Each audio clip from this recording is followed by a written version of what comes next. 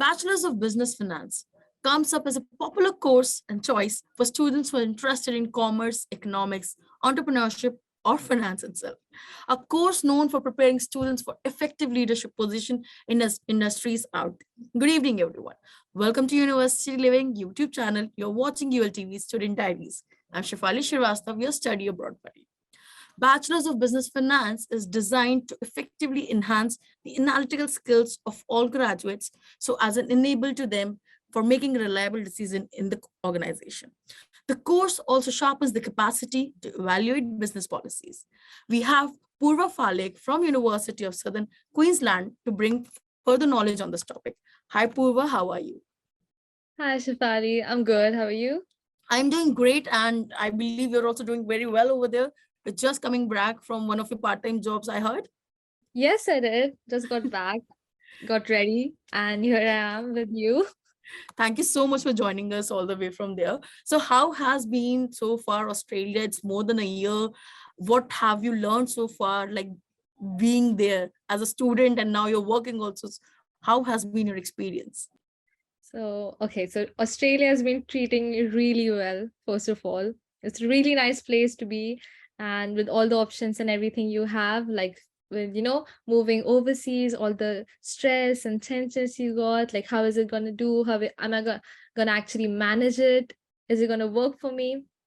Don't even think about those things. Everything falls in place, everything works really well, and you just find really nice people over here. Everyone's really nice, welcoming, so it never feels like you're alone. It does feel like your second home now. It is. So That's really really nice. That's good. a very strong word. So yeah. So what's the favorite thing about Australia that you love very much right now? Oh, I think the best thing would be how people don't really care about anyone. Like they don't judge or anyway in any way. Like you can do anything you want, just people giving you a smile by passing by, and how full of life they are, because they don't really stress about, to be honest, like they don't stress about the future much.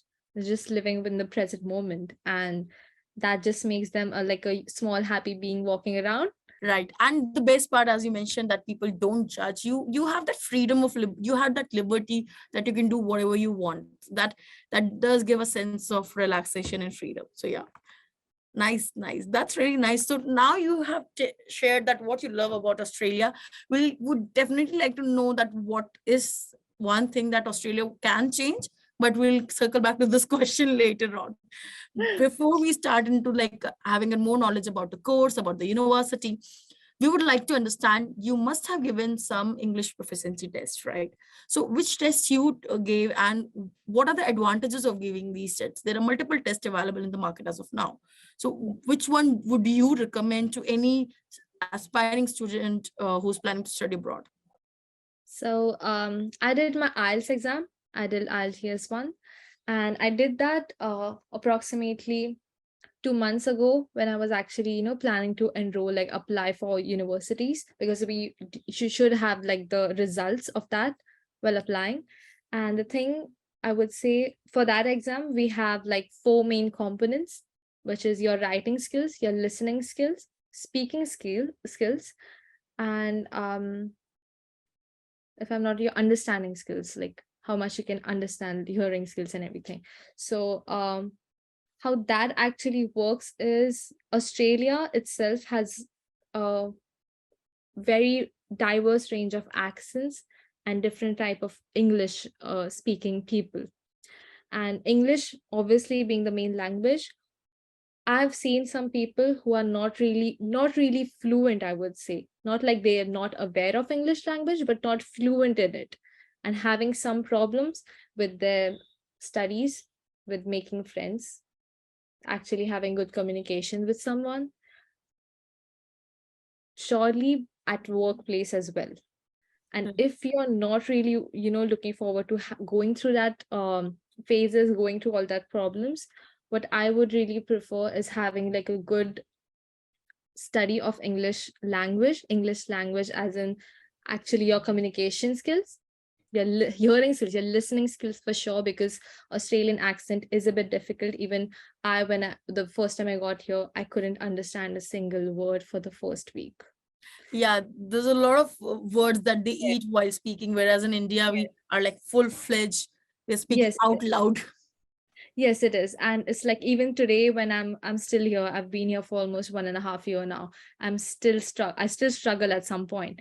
So the thing is, English language, actually having like good English language skills would make your life easy.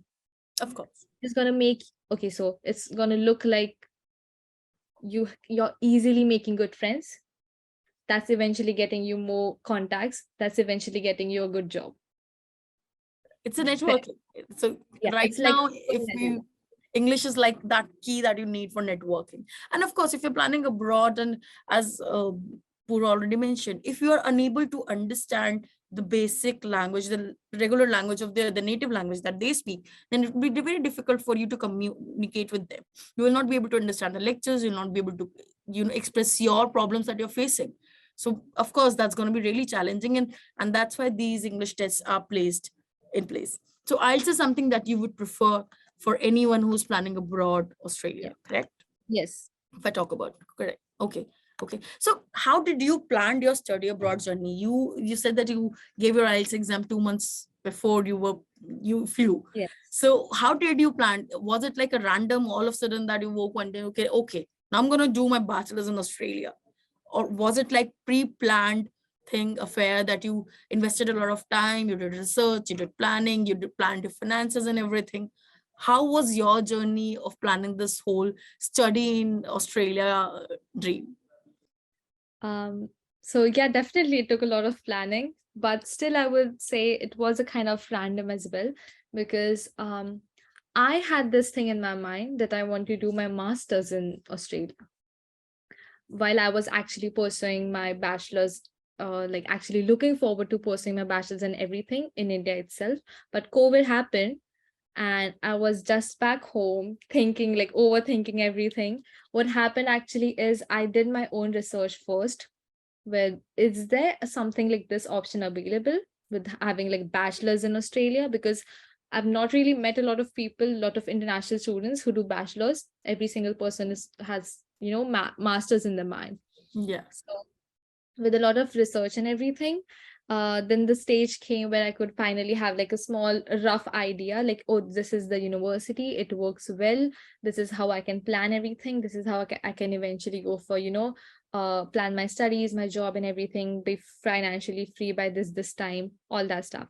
And then comes the time when you actually have to convey that to your parents, convince them as well.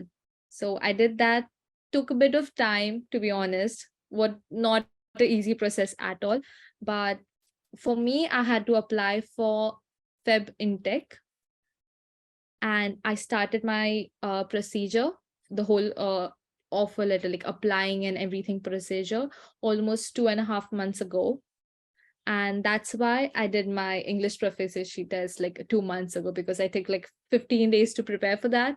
I did prepared everything in 15 days, gave the test, got my results, applied, and just in 2 months I was ready for like the for actually enroll in the university and having my lectures and everything.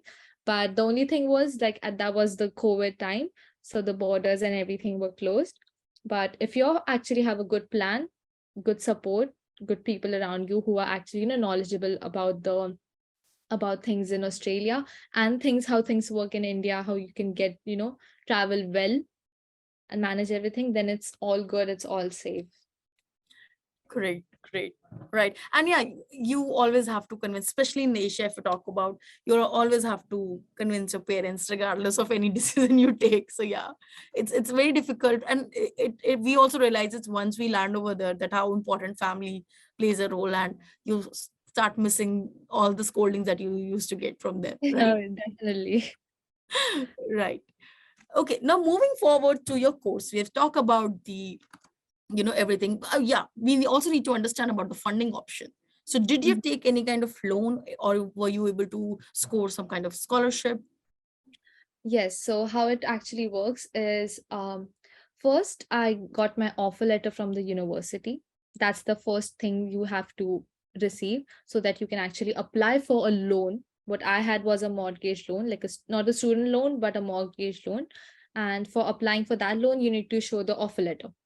And for offer letter, you have to show your past exams. Like I did my 12th in science. So I had to show my science pass out, like my marks, percentage, and everything. And with that, I got 25% scholarship from the university. So eventually, what happened was that 25% scholarship was like a good amount. I won't say like the best. People do get 75% scholarships and pay 25%. I've seen that if you guys are smart and like really studious. Trust me, start studying, it happens. Okay.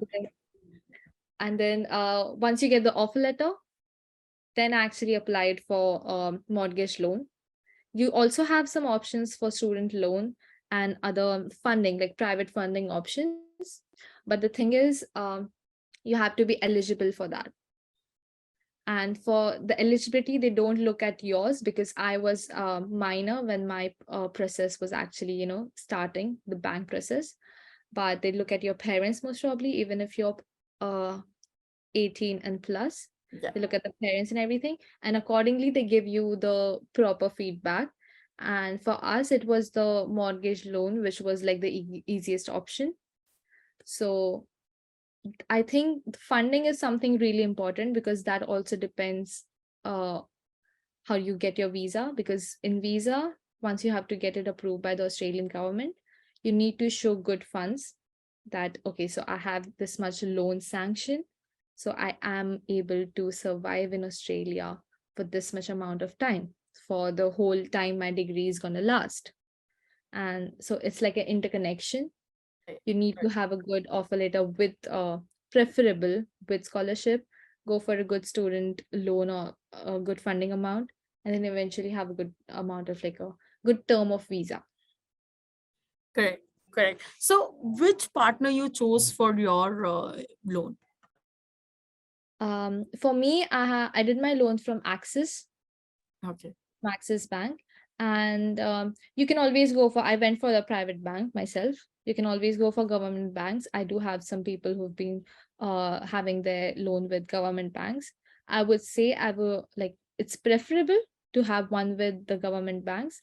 But in the future, if you want to, have some top up, or, add some amount, or do some, um, yeah, I would say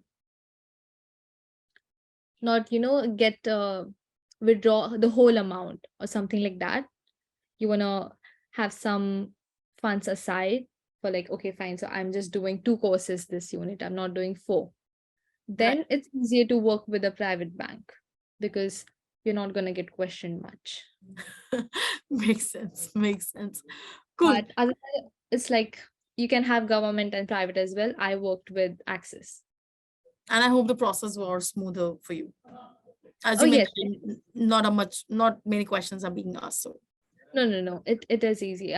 If you're cooperating, if you have all the documents and everything ready, it's not a big deal. It's easy. right. So we have discussed IELTS, we have discussed how Australia is as of now for students from Purva perspective. We have discussed the funding option, we have discussed the loan option. Now comes the main part that we have been discussing that we want to discuss is the course, the Bachelor's of Business majoring in finance, if I talk about. So how does this course varies from Indian context? I'm pretty sure you must have friends over here who are pursuing the similar course in India. So what is the difference if we talk about, and what are the prerequisites to get enrolled in this course? Is there any kind of, for example, you said that you belong from a science background. So if you would have been from a commerce background, would that have been more beneficial, or the background doesn't matter at all and you can start immediately afresh from here? So first would be my course is Bachelor's of Business, and which is majoring in finance. So how this varies from the course in India is, in India you only get Bachelor's of Commerce, and you have subjects of finance and accounting and economics, but you don't really major in one. Over here the thing is different. Over here, my research said, like my research showed me, was like you can actually major in many different courses, like many different subjects, to be honest. It can be finance, it can be accounting, HR, business administration, digital marketing, sales, whichever. You have a lot of fields like international finance, a lot of options. And for me, finance was like the one where I have my interest in for a really long time, which is kind of similar to accounting as well. But finance just gives you more, a larger perspective, and it's kind of similar to the world is like similar. You don't have to follow a single pattern. Right. Every single company works on the same level. Right. And how I would say it differs completely, like a context would be in India, you don't get to study the depth of the subject. And in the depth, I don't mean to scare you with like a big financial numbers and terms. It's not like that, but the various aspects of finance. Because over here, I do study some aspects which I've never heard before. And then you understand eventually, oh, so this is how I actually use it in the future. Correct. And India, because you have just one subject of finance, everything is like accumulated together, and so they just teach you the basics. But over here it's like actually going in depth, actually just studying about finance, not really studying about accounting and stuff which is similar to that. This makes a big difference between these two curriculums. And the best thing would be for finance over here, um, the professors that you have, they come from the same background. Like a finance professor, the one who has studies finance itself, is going to be my professor. So you get the best advice, you get the best understanding from the subject. Right. So And these are the industry experts who come and yeah, share their knowledge, and it has more practical approach, like what we were discussing, that, let's apply whatever we are studying to our existing, work. So that's what you get from these people, what I understand. Correct. yes, yeah, actually. Right, right. And India, we do get specialization, but yeah, of course, as you mentioned, that it's not that in depth. Over here, finance is one particular, subject among, along with the other courses, a specialization we talk about. And the specialization course is only for 6 months, whereas I believe at your place, or abroad, if I talk about it, starts from the initial stage itself. You start studying about that particular subject only and only. Correct? Yeah. It does. Right, right. Also, for the background sake, I will say I come from a science background. So background doesn't matter at all when you're switching your career from your home country to overseas. For me, it was quite easy because I was from a science background, but I would say it would have been really easy and better if I was from a commerce background, and it would have been the similar if I was from arts background as well. So background doesn't matter at all. It just if you have like the proper understanding and proper, the correct will, the actual will to study some subject, it's going to be smooth. You don't have to worry about anything. Sure. Will is something that matters, that creates the difference all across for any field of, you want to choose, for any walk of life you want to take. Will is the major player. Skill comes secondary. Will is something, the Yeah. first part. If you don't have a will, you won't be able to learn the skill. If you have, even if you get the skill, hold of skill, you will not be able to give your, 100% to that. So Yeah. definitely will does play a very small, important role. Now, what made you choose University of Southern Queensland over other universities in Australia? If I talk about what factors differentiate this particular university from other universities? So basically, the first would be University of Southern Queensland, my university.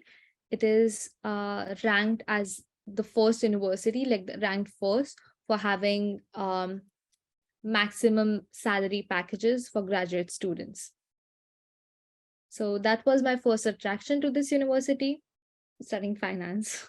Sorry. But also Mhm. the other thing would be, as you all know, Australia has changed some of the rules for actually having PR for whoever who's actually looking forward to coming to Australia and settling in and having a, getting PR and citizenship, everything. The rules does say that if you're staying in regional areas, which is not the main T1 cities, the T1 cities being Sydney, Melbourne, and Brisbane. The and you can actually staying in the T3, which is the regional area. The university I go in, University of Southern Queensland. The main campus is in Toowoomba, which is a regional city. And if you are enrolled in that campus, if you are enrolled in that university within that campus for the whole time frame of your degree, it's going to be easier in the future for you when you're actually applying for your PR. So Okay. these two things were the main point of my attraction. And also the fact that eventually, if you think about the whole Australia map, the other T3 cities, they're not really closer to any big city. But for my university, this was really good because I have a campus in Toowoomba. I have a campus in Springfield. Toowoomba is just 2 hours away, 2 hours drive from Brisbane City. Springfield is a 30-minute drive from Brisbane City. So even if you're actually studying in a T3, a regional area, you can always have access to a big city, always have access to the big city life. So I will say that you started applying the learnings of bachelor's in finance. I'll say initial only. It's a very strategic move and I really like it. I've never got this answer that this how planned and researched reason behind selecting a university. Of course, there are multiple reasons about the ranks, and of course they have, everybody has their own choices, but you are very clear that you want to settle down over there. You know which point will help you in getting a PR over there. So that's a very strategic move. And I will say that this is a bonus tip that you guys got, that how to avail PR while you're being student, how to start preparing for a PR in Australia. So thanks, Purva, for that. I'm pretty sure many of our viewers would love to have this information. Now you mentioned that there are two campuses in Toowoomba and the other city. So how does these two campuses different apart from this, location factor? What are other factors that make them different? So basically, I would say the main campus is the Toowoomba campus, which is the regional city. They have the most number of enrolled students, including Australian students, all the international students. Okay. And the campus is pretty big. It's like Toowoomba is the second biggest inland city in Australia. The university is big, the classes, it's like a vast spread of education. And then I would say they also have residential colleges, which is like student accommodations there. So you have a lot of students staying there itself. The only difference would be it's not, a big city, doesn't have like a skyscrapers and everything. It's very Australian, like very original Australian Aussie city. Right. So it's really nice. It's fun to be. You get to meet a lot of people, a lot of Australian people, international people. I've seen a lot of Indians there, like from not only Indians, but like people from students from every other country as well. But the thing is, it differs in a certain way from Springfield campus, is a way where Springfield campus is closer to the city. You don't have many students enroll in Springfield because most of the students who are enrolled in Springfield, they usually do research, PhD, masters, or I would say online, like Okay. So online it's more study. virtual and for master's students, I believe, correct? And both of these campuses, I would say the main difference would be the location. If you have your own thing to do in the city, you have your own personal life, you have access to everything, you're not completely new or completely alone, Springfield is a good option. But if you, to be honest, because I was enrolled in Toowoomba itself, my first semester was in Toowoomba. If you're completely new, getting out of your house the first time, leaving your parents the first time, actually want to develop your personality, you know, go to the Toowoomba campus, stay there, live like an Australian, live with Australian people, learn other cultures, learn about other cultures, be open to other cultures, make friends, actually have a good balance between studies and a personal, Right. a fun experience life. And that would be something I would recommend to all the students who are looking forward to moving outside. Mm. But the main thing that differentiates is the locality. Toowoomba being not a big city, not no skyscrapers, not a lot of people around, closes at like 5 in the evening.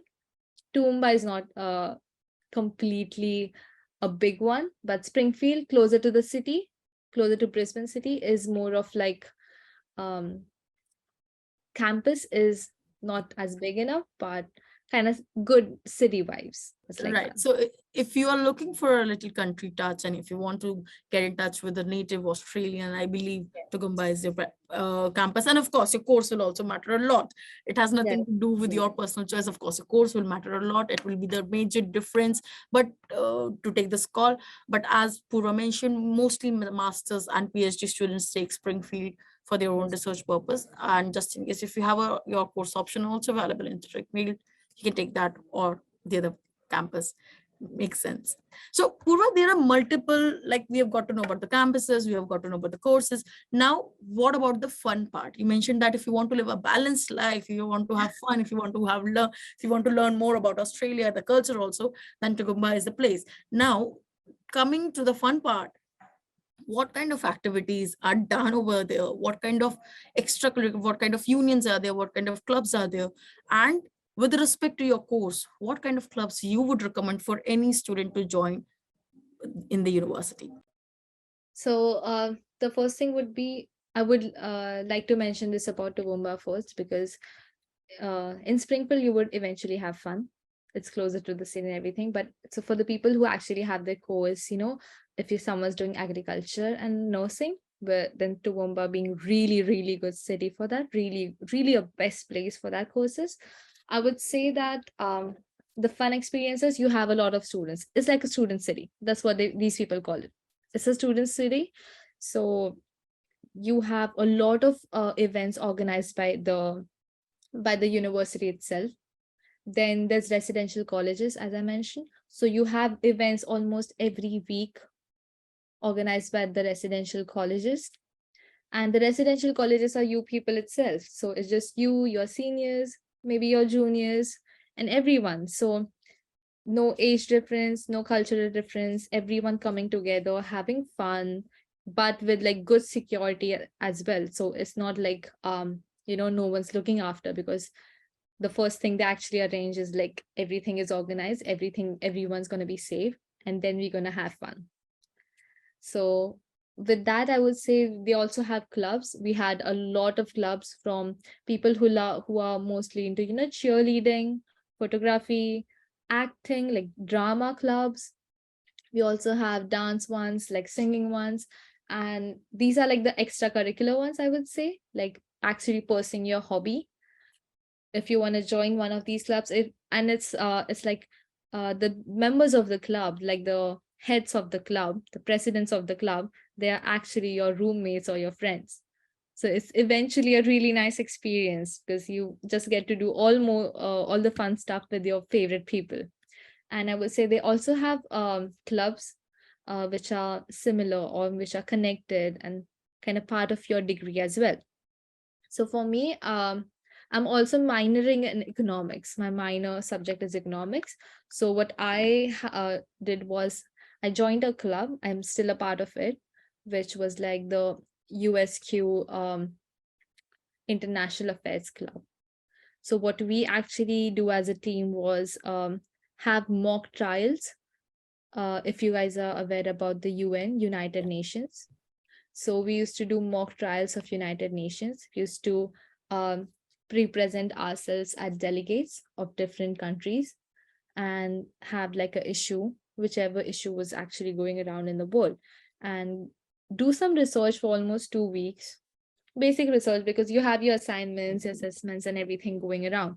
So whenever you get time, some of the research going in the news and everything, looking around, and then come together, have like everything organized. We also used to have some of the professors who used to join us for the clubs, because you used to keep that as a small competition, so that people actually put efforts in it. And then with all the markings and everything, how actually someone speaks, how confident someone is, how clear someone is with their points, how someone can actually make a situation turn around for them for their own benefits, because at the end you have to step in the corporate world. So all these things are done in my club, and still being a part of it, we still just had like event 4 months ago, and this semester we're also going to have one like after 2 weeks. So this is fun. You also get a lot of other um I would say engineering stuff. So you also have a club for like rocket science and engineering stuff, where I've met some of my friends like who actually have small gadgets and machine prepared in front of them, and Right. they just come together in the common hall in the evening after And they dinner. start racing. They just start doing something and just call everyone, oh, just come here, have a look what we made. So these kind of clubs are there, and really really a lot of people are part of that as well. So it's Right. just fun experiences. It's not only like no one's looking at you, so you don't have to answer anyone. It's fun experiences, but actually that's going to help you in the future, because Yeah, and that's the you best making. the Yeah. best part is makes your life very interesting. As you mentioned, you are minoring in economics and you're majoring in finance, but robotics club is something that you might feel interest. It's a little break from your regular day-to-day activity, so it does create a difference. And everything and anything I'll say about your for interest, you'll find it over there. Correct? Yes, for sure. Great, great. Now, you remember I asked you a question that what Australia can do better? Oh yes, Let's yes, I circle remember. back to that. So I would like to understand what was your expectation before you planned your journey, before you landed in Australia, and how has it turned out till date? Has the expectation met the reality, or it's vice versa? And what Australia can change for a better, experience? So my expectations, it was nothing. I had zero expectations from Australia. I wasn't even thinking about what my school life, like what my college life is going to be like. But something I was sure about is I want to meet a lot of people. I want to grow as a person. I want to keep the other version of myself behind and actually step into something and doing something independently. And that's something Australia has been surprised me in a really good way, because the openness, the open-mindedness, I would say, being welcoming to every other people, being welcoming to every other culture, actually having a stable mind, having the realizing that you ever had the skill of balancing everything. All these things is what Australia taught me. But if there's one thing that Australia as a country really sometimes disappoints, is that, as I mentioned, we come from India, we come from, major cities sometimes. So um, we have the habits of, having everything very accessible to us. You get it? So if we want something, we can even leave at like 10 in the night and the shops are still open. Right. But that's the thing in Australia. The shops close at like 5 or 6 sometimes. The supermarkets, the main supermarkets over here, the big brand supermarkets, they open till 9. But on Fridays and on Saturdays and Sundays, they close at 6. Weekends. Okay. So it's like you have to plan your day. So again, it's the same thing. Right. Tell me what you're studying. Tell me what you got. Plan your day. But if something was I would really love Australia to do is just like keep some shops, keep something open. It's not like everything is completely closed and like there's not even a single person on the road. It's never like that. The city is always up. And it's really safe as well. So you can be out even at like 12 after midnight, 3, 4 in the morning. You can be outside, but it's just you don't have access to everything easily. So Only the emergency shops might yeah, be open with respect to medical and others, I believe, during I'm the so night. Even the disappointed. medicals are not open? I'm sorry to disappoint you.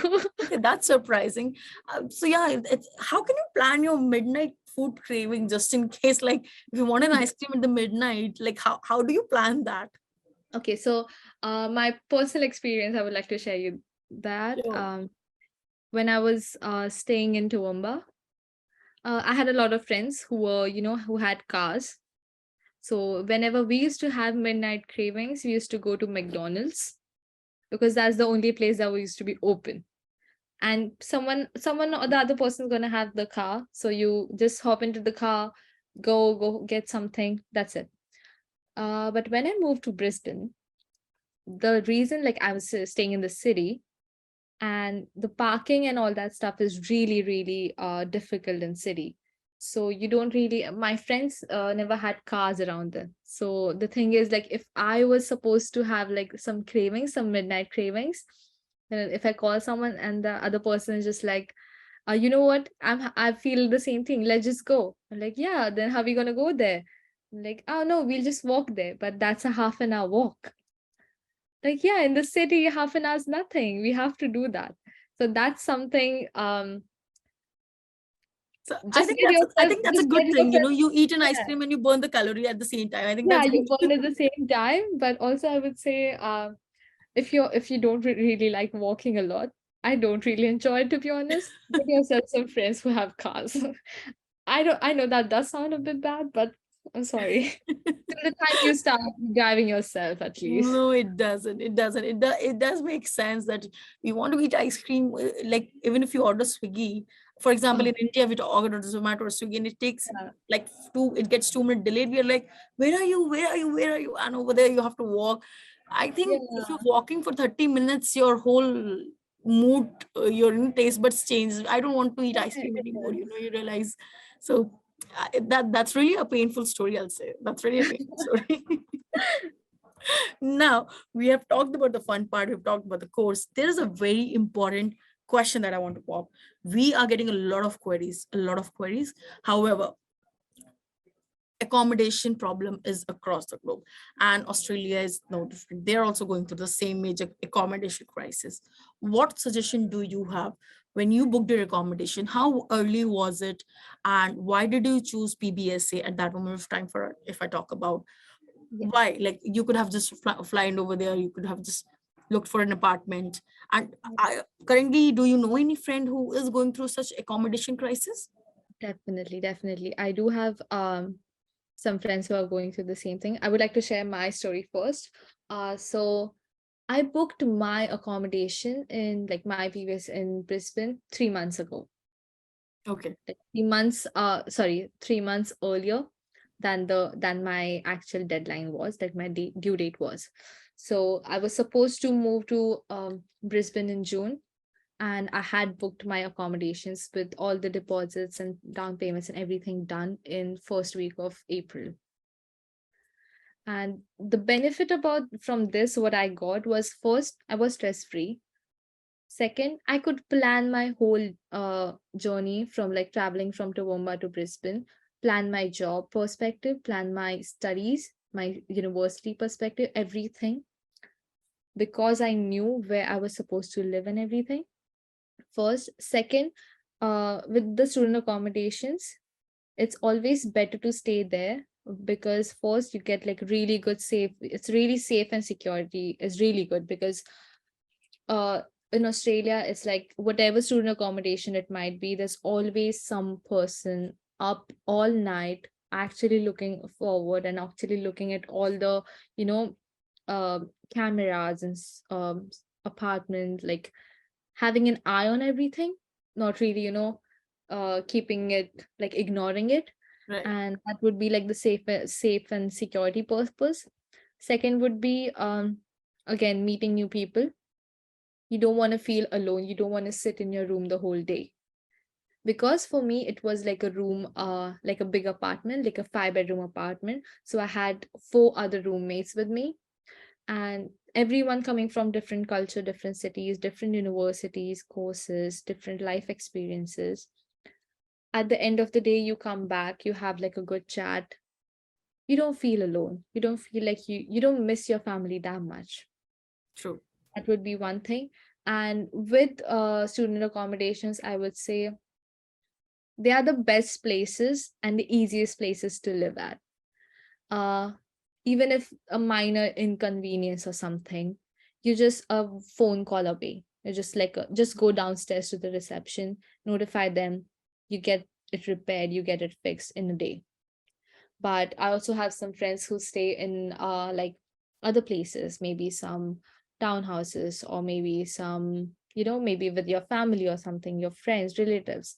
And that doesn't usually happen with the townhouses, because then you have to contact your property manager. The property manager has to contact the owner, and then all these things take almost Very a week. long process, I'll say. Yeah.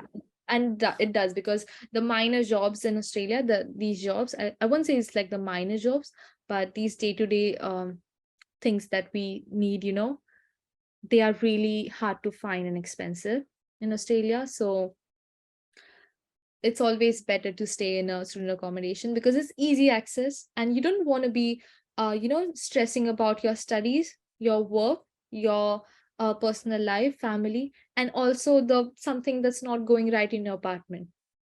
Right. So At that's least you are something. sane from one side of your problems. Yeah, yeah, There are two something. problem lists on your list, I'll say. Yeah, like you are eventually you're gonna worry about other things. So why not just trying to make everything as easy as possible? And if and the thing is, even when we say student accommodations, are they actually beneficial than the other, private ones that you can actually go out and look for yourself when you land in Australia or something? But that doesn't work.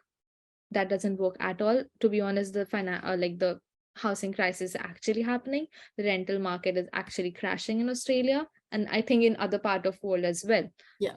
So the best thing would be to actually book your apartment at least 2 months earlier, 2 months prior to when you're landing, or I would say a month prior, so that it's just easy for you, and you would realize that once you come and settle down, how beneficial that actually was, how such a good decision it was to actually have like everything planned out, have a accommodation to yourself. Because when you land, that's the first thing you have to go. Yeah, that's the first place you have to go to Right. your house, to a shelter.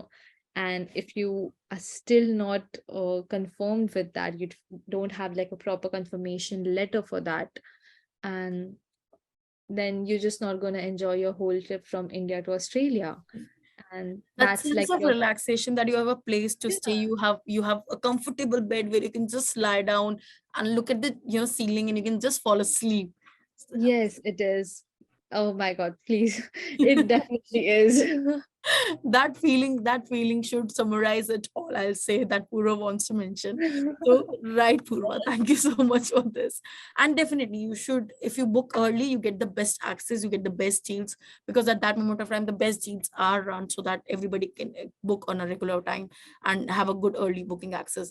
And there are flexible cancellation policies as well with respect to your accommodations. It's not just that if you've booked and if you didn't got your visa, or if your university rejected your profile later on, you don't get your money refunded. You get your money refunded as well. Yes.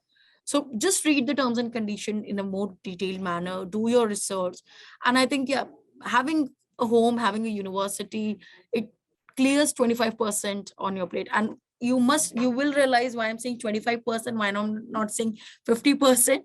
Because once you reach over there, you will have other 100 Yeah, problems standing in front of you. You'll have to plan that out, you'll have to solve that out. And assignments, I'll not definitely. miss that part. I am pretty sure Purva knows this pain, that how many assignments you guys have to do and submit on a regular basis. Right. So, Purva, we have done an amazing session and I love chatting with you. It was a very interactive session. Before we wrap up the conversation, there's a very important question that I want to ask. And I believe everybody would like to. So, you have lived into two different parts of Australia, I'll say. If we talk about majorly it's Brisbane, but two different parts. So, what is the cost of living in both the parts of Brisbane? And if I talk about Brisbane also, what is the cost of living? How any student should manage their cost of living? Yes. So if I break it out to you, I was staying at residential colleges in Toowoomba. So, and I got a scholarship. As I mentioned, I got a 25% scholarship. So my, I would say my accommodation fees was nil. the university was paying for me for the first 6 months. That was mentioned in my COE. And the only difference was I had to pay for my dinner. I had the dinner plan that I got, so which was about $70 per week. So I would say staying in Toowoomba, the per week expense for my sake from I would say I don't spend much, but I like to spend some, treat myself a bit. So it's like that. I would say I need at least $150 per week. So that tallies up to like $150 would be like 7,000 You don't need to rupees. convert. I think we should definitely skip this process of converting Yeah, Australian dollars into Indian. yeah, But that's that's yeah, I'm very not. painful. That's really painful for a lot of students, I'll say. And I believe Yeah. you must have also gone through that pain. So basically in Toowoomba I was supposed to have $150 with me, but I would say in Brisbane it was almost double that, which might be 300. 250 to 300. So this is a weekly expense apart from the accommodation part. Yeah, just the difference was in Toowoomba I wasn't paying for my um I would say for my accommodation. So just my other expenses was 150. And I would say if we just talk about other expenses, it's 150. And then for the Brisbane, I would say it's 250. That's the only difference. And Uh, that's when you don't party a lot outside. oh no, no, no, you don't. Yeah. So that's the controlled budget that Purva is mentioning. That's the controlled budget. Uh, I've seen people spend more. I've seen people spend less. It completely depends on you as a person. If you want to save more, if you have some goals set, I'm sure you would do that. But if you are moderate spender, then I think 250 is something you should actually look forward to. And it's not like it's going to be constant because it keeps varying. Your situation changes, your needs change. It might increase, it might decrease as well. So it's just having a good balance and having your accounts stable and maintained well. That's it. Or else it's not even difficult to earn, and it's not difficult to spend as well. So Right. So let's add this question. It is not in the list, but I would really would like you to share the experience. How did you landed your part-time jobs? And a very quick answer, like what could be done, how the person should apply, how to land one, and how to know that this is the right job for them to go forward, apart from the McDonald's and Domino's employee. yeah. So I would say first clear your mind if you want to actually work in your own field or you actually want to earn money. If you want to work in your own field, I mean what you're studying, you actually want to use it somewhere, use your uh, part-time job as somewhat helpful for the actual job that you're going to apply in the future, or else you just want to earn good money. So there are two options for students over here. You can either do Uber Eats delivery person, which I think everyone's going to be aware of. Not gonna lie, you do get good amount of earnings in that.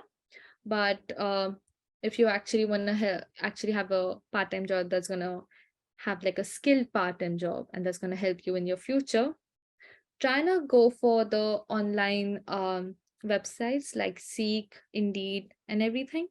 Um, we also have LinkedIn, like everyone know. If not that, the best part would be to actually get out on the streets, go to every single if you're studying uh, food engineering and you want to enter the hospitality board, go to every single cafe, talk to the manager, hand in your resume. That's the best way to have good people around you, actually have like a good conversations. And I won't say like that's the easiest process, because my first job, I started working in hospitality first. So um how I did it. I just went in, had a it was my lucky day, I guess. The owner was still there. She was still there, and I never knew she was the owner. So I just started talking to her, and eventually she was like, "Oh, so what brings you here?" I was like, "Yes, I'm just here looking for a job, and maybe I'm just gonna go to the manager now." She's like, "Oh, you don't need to go to the manager. I'm the owner. You can talk to me." So like, I'm sorry if I said something wrong before, but yeah, this is the thing. So, and I landed the job in 2 days. So it works for you guys. It works for everyone. It never, and the job market and everything is quite big. It's quite good over here, to Right. be honest. So it's not going to be a big difficult thing, but the best thing would be to get out of your room, get out of your comfort zone. The best thing would be That's the main key, actually. If you best would have thing. been in your comfort zone that, oh, I'm going to talk to a stranger, you might have not landed that jobs. It if you're not gonna talk to people, if you're not gonna actually, um get out, to be honest, get out of your comfort zone, go do all that things which you thought you would never do, all the good things, to be on, like, to be clear.